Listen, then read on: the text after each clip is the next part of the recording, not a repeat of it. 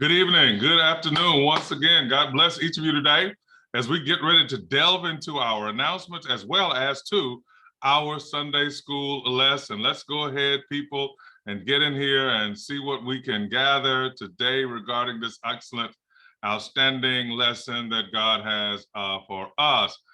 Thank you so very much for your gifts and your continued support of the St. Luke Church. Make sure that you continue to give through Givelify, that you continue to give through Sunday morning offerings, and as well as making sure that you stop by the church through the mail or sending your offerings there in the mail, however you choose to do so. But we want to start seeing people, more of you in the sanctuary as well. February, birthdays this month. We have Henry Bradford, Jewel O'Neill. Happy birthday, Jewel. Happy birthday, Henry. Happy birthday, Brother Arthur Montgomery. Amen. Keelan Hunter. Happy birthday, Miss Linda Anderson, Ashley Johnson, our drummer, having a birthday, and my aunt up there, Jerlene Taylor. God bless you, and happy birthday to you as well. Well, Sunday school, each Sunday morning, as you know, we have a great time, and you certainly don't want to miss out on these great lessons and these great teachings from these outstanding students of the Bible who are sharing to everyone and sharing with us. I know that this lesson, these lessons that we're receiving are so informative and even inspirational as well. On February the 27th rather, I'm sorry, we'll be having our Black History, Black Heritage Tea. I'm going to send out a letter, and we're asking that each one of you who would give a $100 offering. We will, again, I believe in April, have our church anniversary. We'll be asked for another offering. And that's pretty much all we have been doing until we gather into corporate worship again, as we are trying to make the transition back. It's been 2 years.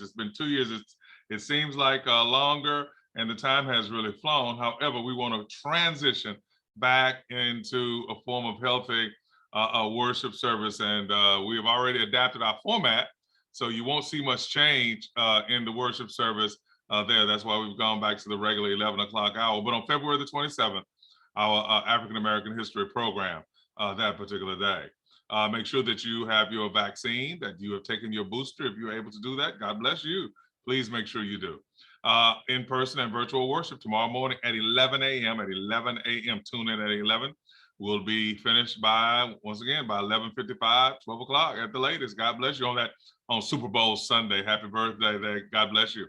Ezra Seeks God's Law is the lesson for today. The lesson for today comes from the book of Ezra, chapter 7. Let's talk about the book of Ezra there and get an understanding. The book of Ezra recounts Israel's final years of exile. Remember, they had been taken to Babylon. They had been forced marched there under King Nebuchadnezzar, if you recall. And then the book of Ezra records different accounts of two groups that are allowed to return to Jerusalem as they are restored to their homeland after 70 years of being held in captivity. Israel struggles to resist foreign influences, and the ability to rebuild the temple are spotlighted in this book. The book of Ezra is part of the historical books of the Bible. It is linked to 2nd Chronicles and Nehemiah. And some people suggest that Ezra and Nehemiah were originally regarded as one book by the ancient Jewish and early Christian scribes and scholars, if you would. The first group of returning Jews was led by Sheshbazzar and Zerubbabel. They came under the decree of King Cyrus, who was king of Persia at that time, to rebuild the temple in Jerusalem. This group numbered about 50,000 people, and they set to rebuild the temple. Severe opposition, of course, arose. Eventually, the building was complete, but only after a 20-year struggle, with the work coming to a stop for several years.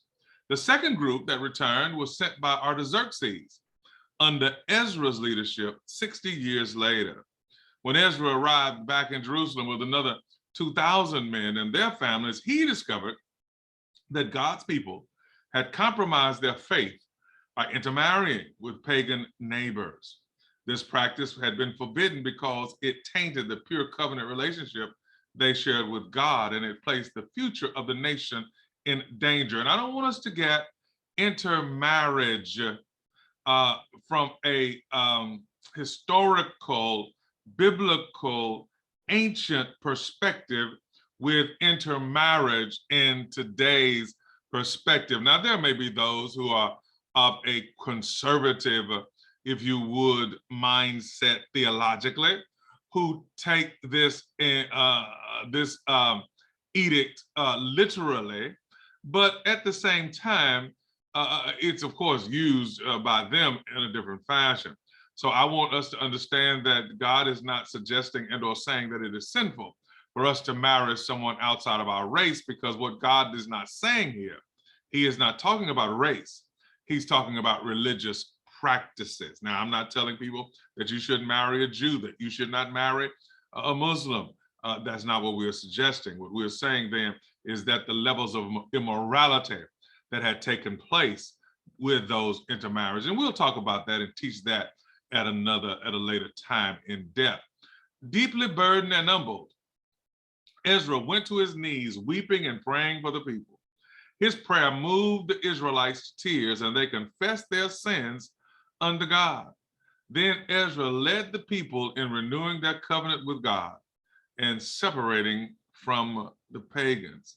Very, very complicated issue. We're going to talk about this more tomorrow in the Sunday school lesson as well.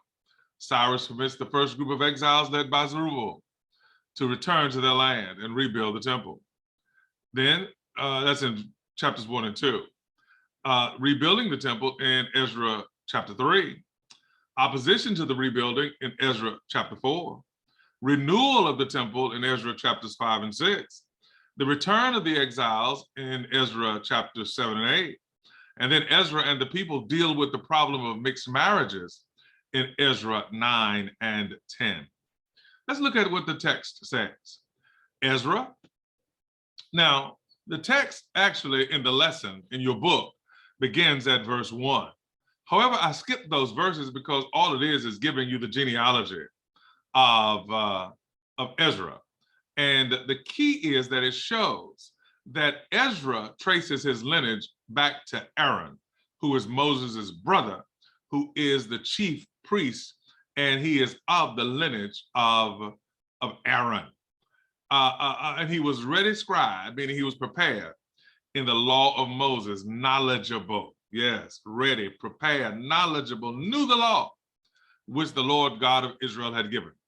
And the king gave him all his request, according to the hand of the Lord, his God upon him. Keep your eyes on that term, hand of the Lord. And there went up some of the children of Israel, and of the priests, look at this now, the Levites, he took the singers, and the porters, they were going preparing to worship, and the Nethinims, listen to them. These are the temple assistants. These were the people who were to keep the temple unto Jerusalem in the 7th year of Artaxerxes the king.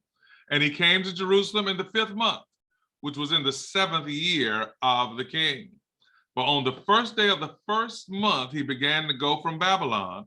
And on the first day of the 5th month came he to Jerusalem, meaning there's about a 4-month travel, about I'm not sure how many miles it was at the time, but they made it in about 4 months with this amount of people. Ezra prepared his heart. Now, listen to this, verse 10.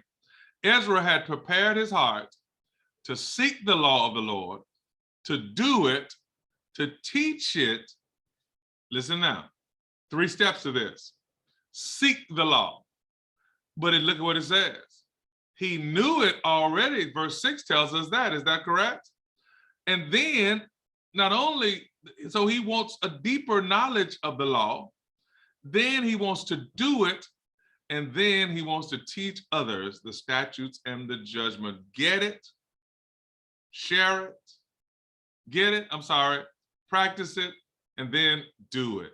That's what God expects of us. Then he says, let's skip down to verse 23. Whatsoever is commanded by the God of heaven, let it be done for the house of the God of heaven. For why should there be wrath against the realm of the king and his sons? Also, we certify you that touching any of the priests and Levites, singers, porters, Nethinims, or ministers of this house of God, it shall not be lawful to impose toll, tribute, or custom upon them. And thou, Ezra, after the wisdom of thy God, that is in thine hand, setting magistrates and judges, he's setting up law, which may judge all the people that are beyond the river, and all such as know the laws of thy God, and teach ye them that know them not. For those who don't know the law, teach it to them. For those who do know it, reinforce it.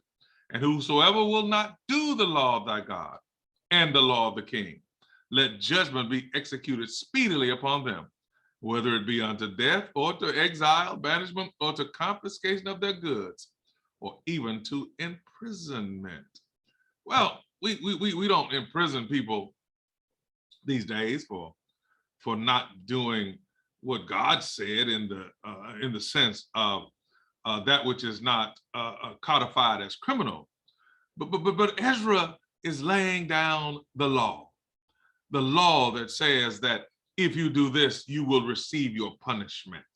So Ezra, having been firm, Ezra, having been articulated to share what God's law is and favored to do it, promises that he will follow as his great grandfather Aaron to be a representative of the law.